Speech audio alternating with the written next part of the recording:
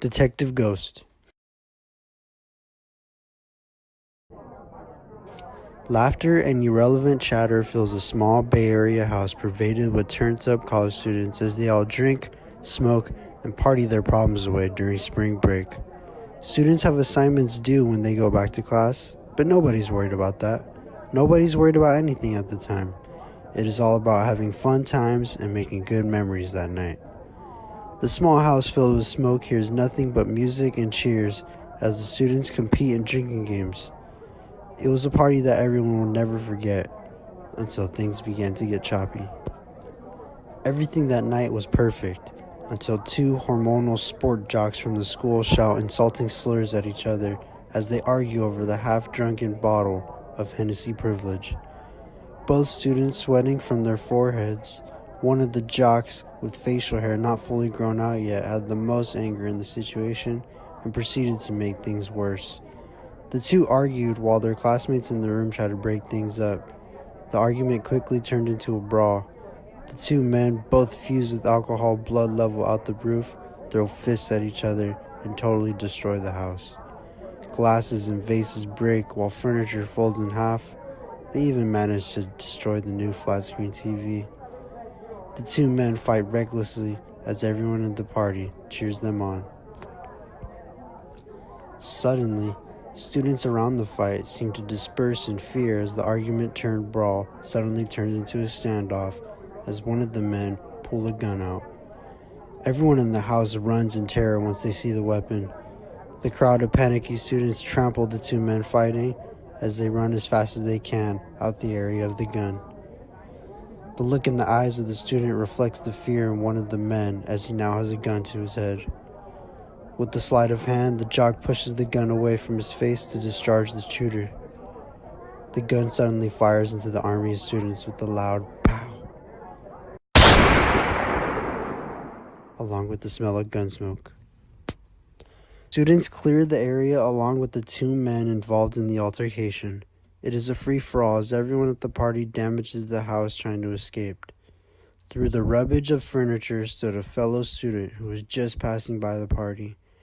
Antisocial and wearing monochromatic colors, student Aiden Luna walks into the scene just minutes after the shot. Luna has a knack for playing detective, and he figured he should take some photos of the blood-splattered scene just to see how well his skills had developed. After all, Luna grew up loving the Special Victims Unit show on TV. The show made Luna interested in doing work like that, and without a father to look up to, Luna took it upon himself to be a tough and independent. Since the college nor police labeled this as a gang-related incident, they found no need to fully investigate it. Going to school for criminal justice and law enforcement, Luna is very passionate about this topic. Luna had grown up in a family of police officers. His uncle was a top detective agent when it came to crimes such as this, and Luna wanted to continue that family tradition. Due to the high cost of living on campus and the housing prices in the Bay Area, Luna is forced to sleep in his car, where he witnesses tons of illegal activity nightly. The wannabe detective successfully seized more than 5 drug encounters simply by tracing down the dealer and making a citizen's arrest while waiting for authorities. Ultimately, this is not Luna's first rodeo in this field. Luna works endlessly to get as many clues as possible. One major source of information of that night came from social media. According to Luna's social media feed, some are saying they've seen someone shot and some are saying nobody got shot. But to be clear, he had to contact these people. Luna direct messaged these people asking what other things they saw during the altercation and if they knew who had been shot. The witnesses weren't willing to work with Luna though. "That's not funny," one of the witnesses said. The other replied with, "Is this some kind of joke?" One even threatened to call the police. "That's strange," says Luna in curiosity as to why these people won't give him a legitimate response. Everyone's unwillingness to help Luna doesn't stop his search for justice. A few days go by, and Luna's hunt to find the shooter continues. After multiple hours looking at photos he had took at the scene of the crime, He scrolls back a few photos. In those photos, Luna believes he sees who can possibly be the shooter, as the person in the photo is dressed in gang colors and looks very suspicious. Luna has a clue now. With this school-wide database that can be used for research purposes, Luna uses facial scanning technology that allows him to get complete info on whoever he chooses. During this intense investigation, to follow his own morals and to serve justice to anyone, Luna begins to feel low sick. Coughing copiously, Luna runs short on breath. He ignores it and pursues the possible culprit in the crime. Luna uses information gathered and traces down the man in the photo. He makes his way down to the east side San Jose to make a citizen's arrest. Luna's determination was unstoppable. As Luna walks through the house, nobody acknowledges the wannabe detective. Luna's blurred vision makes it hard to see anyone around him.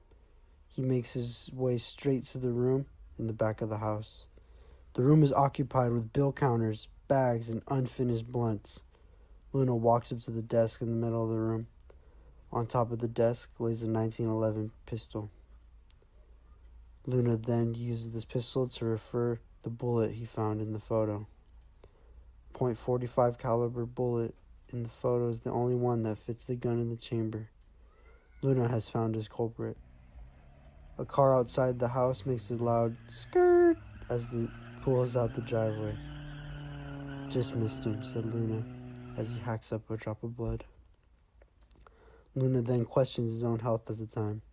He is puzzled as he was just healthy a few days ago. Though this bothers Luna, the biggest nuisance is the culprit getting away. The chase continues. Luna leaves the house in pure frustration, as all he wants to do is live out his dream and solve the mystery shooting.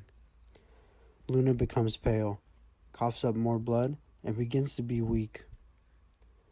A local newspaper gets tossed into the lawn of the house Luna just searched. Luna picks it up and is startled as to see what the front cover is. The cover displays a picture of Luna with the headline, "Student brutally shot and killed by a stray bullet on Saturday night." Confused and distraught, Luna is. He cannot believe what he was seeing and instantly has the blood rushing to his head. Everything instantly becomes clear to Luna. The people who didn't acknowledge him was because they never saw him. The messages nobody responded to because they all knew he had died. The stray bullet had to end somewhere. Luna wasn't solving an unknown crime. He was solving his own murder.